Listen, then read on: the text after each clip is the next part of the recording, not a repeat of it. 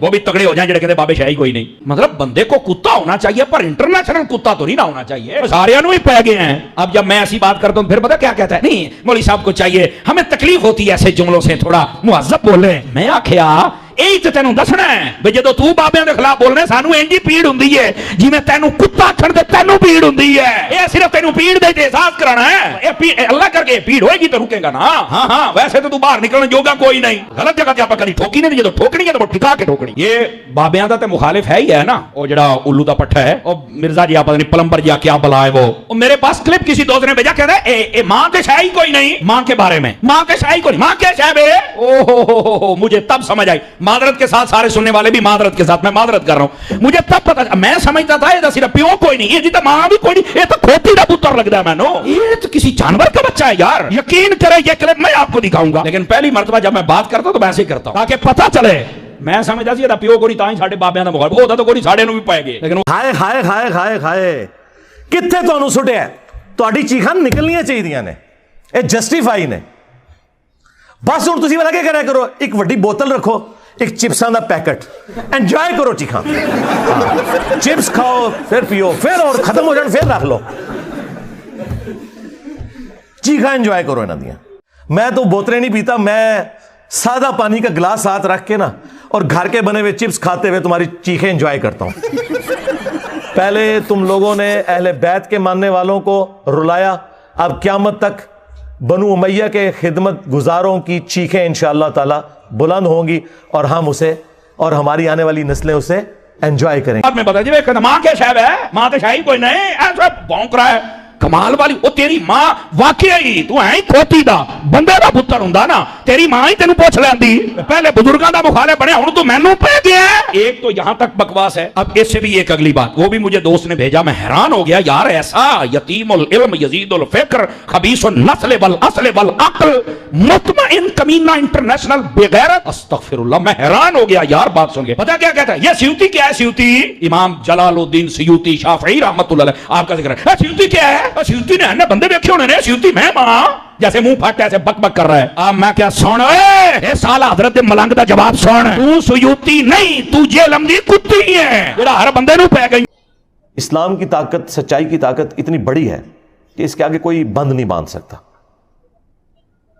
تو ان لوگوں کا شکریہ جو اس طرح کی مخالفت کرتے ہیں.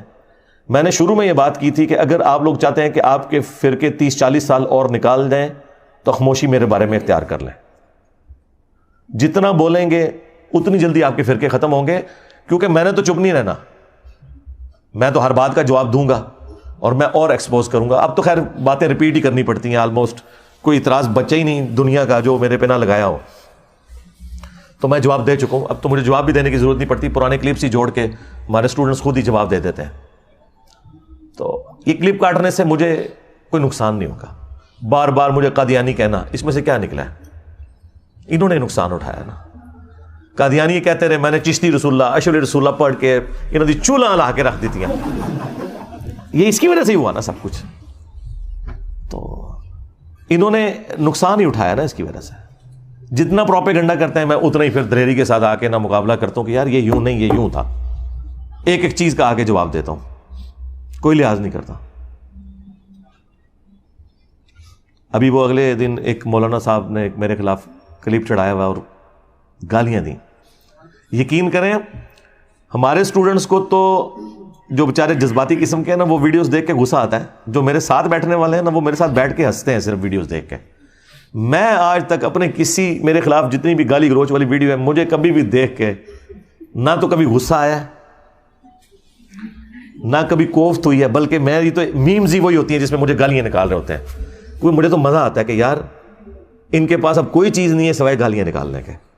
باقی اس چیز کا ضرور دکھ ہوتا ہے کہ ان کی کیا اسلامی تربیت ہوئی ہوئی ہے, وہ الگ بات, لیکن اس کا مجھ سے تو کوئی لینا دینا نہیں. تو اگلے دن ایک مولانا نے ایک ویڈیو چڑھائی ہوئی کہ انجینئر صاحب کہتے ہیں ماں تے شاہی کوئی نہیں. تو یہ اسی لیے اس طرح کی آؤٹ آف کانٹیکسٹ چیزیں فارغ ہوتی ہیں کہ وہ باتیں ویسے ہوتی نہیں ہیں. اور دوسرا, ان چیزوں سے آپ کو یہ پتہ چل گیا کہ ہمارے مخالفین کے پاس نہ اب قرآن بچا ہے نہ سنت بچی ہے کہ وہ پیش کر سکیں ہماری مخالفت میں. پہلے بھی خیر کوئی نہیں تھے پیش کرتے, ابھی بھی کوئی تھوڑا بہت کوئی پڑھن پہ گئے تو وہ وجہ صرف یہ ہے کہ میں نے قرآن و سنت بیان کرنا شروع کیا تو اب یہ جمعے کے خطبوں میں تیاری کرتے ہیں اور کوئی نہ کوئی قرآن کی آیت یا حدیث بیان کر کے کوشش کرتے ہیں کہ پبلک کو بتائیں، ریفرنسز دیں نہ دیں ان کی اپنی مرضی.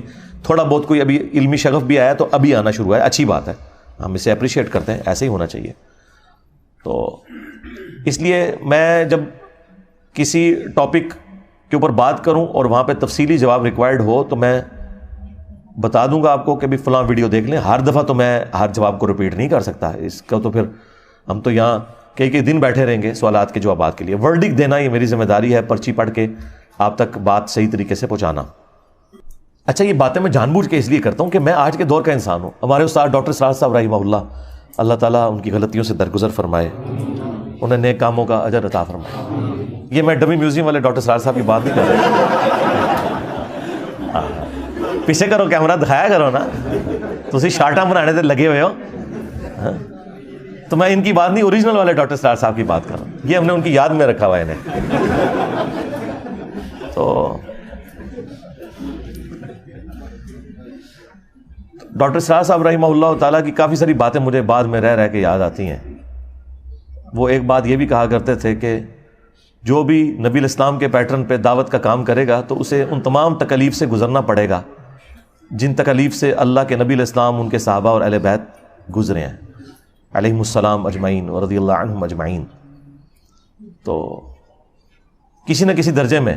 اور دوسرا وہ یہ بات کیا کرتے تھے، وہ کہتے تھے مجھ سے بڑے قرآن کے علماء موجود ہیں لیکن لوگ ان کی تقریر میں بھی عربی خطبے میں ہی جاتے ہیں، اور میں کوئی عالم بھی نہیں ہوں لیکن لوگ میری بات سنتے ہیں.